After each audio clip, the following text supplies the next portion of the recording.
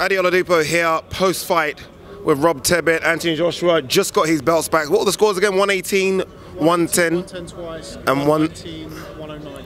Yeah, boxing masterclass from AJ, if I'm honest with you. Look, I know fans are going to be screaming, saying, look, running away and all this. Look, sometimes you just got to box. When Mayweather does it, it's not a problem. Sometimes you've just got to box. Let's also not forget as well, he's coming off a loss as well. So I thought it was a cautious, but in the end, a good boxing performance from AJ. What do you think? I thought it was an excellent performance from Anthony Joshua. Like you say, a lot of fans are going to be wanting to see a knockout, and people will be. I mean, you see Andy Ruiz in the last round come here, stand and fight, but standing and fighting is what happened in the first fight, and that's ultimately what cost Anthony Joshua. I'll be honest, we spoke about this all week. I didn't think Anthony Joshua had that much of a disciplined performance in him tonight, and tonight he really showed that he's learned from the first fight. He's been humble enough to make changes to his training camp. We saw the physique.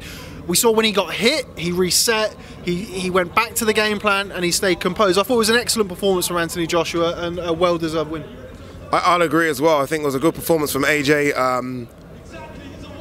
Behind the scenes now, you can probably hear they're talking on the big screen behind us. Trilogy, possible. Trilogy now? No, too soon. It will happen down the line. I've no doubt it will happen.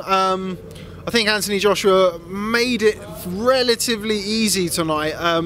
He used all of his natural physical assets, and I think eventually down the line, having looked at that, once he gets the confidence back in him, I think they'll look at that as a pretty good way to make a little extra money, and it's a relatively straightforward win, you would think, in the third fight. If once he's done that, you would only think that in a third fight he'd be even better.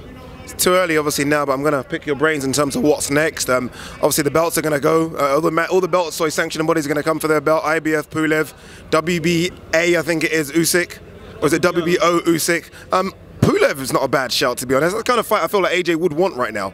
Yeah, it's a good fight for him. Stylistically, it's a good fight. They're both long-range fighters. Pulev's very much upright. That fits into Anthony Joshua, particularly tonight, but he always does his best work at range. I think that's a relatively straightforward fight for Anthony Joshua, and one that I think the IBF are going to push for that fight. I think Eddie's situation with his roster of fighters high in the WBO rankings means that it works for him as well.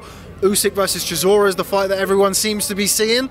So yeah, I think that Pulev is going to be the fight next, and I think that's a good fight for Anthony Joshua, not only to win, but win well and get his confidence back. I'm thinking way in the future here. I'm thinking a couple of years down the line, maybe 18 months down the line. Is that like the kind of performance in terms of fighting off the back foot, confidence, not jumping in when you don't have to jump in, that you could do against a Deontay Wilder? For me, no, you wouldn't be able to fight like that against Deontay Wilder. If you give Deontay Wilder space, and Deontay Wilder covers ground exceptionally quickly with his feet and his hand speed, I don't think you can give Deontay Wilder that kind of space. But it showed that Anthony Joshua can stick to a game plan, which is probably the most important thing about his performance tonight.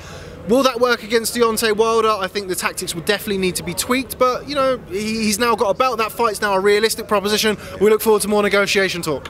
What next for Ruiz finally? I think he's probably going to have a little bit of a rest now. I mean, he's made an awful lot of money. Put on more weight? I mean, very probably. It happens to the best of us. I think he'll probably go away now, lick his wounds a little bit. I mean, look, he's not going to be happy with losing the fight tonight, but at the end of the day, his legacy as the first ever Mexican world heavyweight champion will never ever be forgotten. I think, I mean, really enough names off the top of my head. Andy Ruiz versus Joseph Parker in a rematch potentially, and that's just off the top of my head.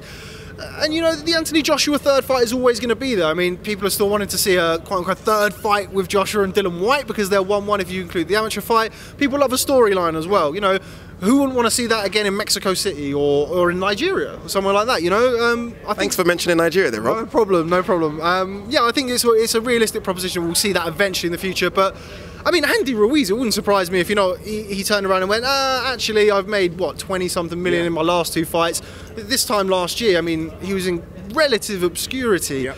What a way to walk away from the sport. I mean, he's got all his faculties intact. He's a huge star in Mexico, and he's got a lot of money. So there you go, summed up fantastically well there by Rob Tebet. Great night of boxing as well. I think just being here has been fantastic in Saudi Arabia. It was full, guys, as well. A lot of rumours about it being maybe 4,000 tickets, 5,000 tickets. I'll say that place was 90% full, and they did make a noise. It wasn't the usual noise we're used to at the O2 Arena or Wembley, but it was a noise nonetheless.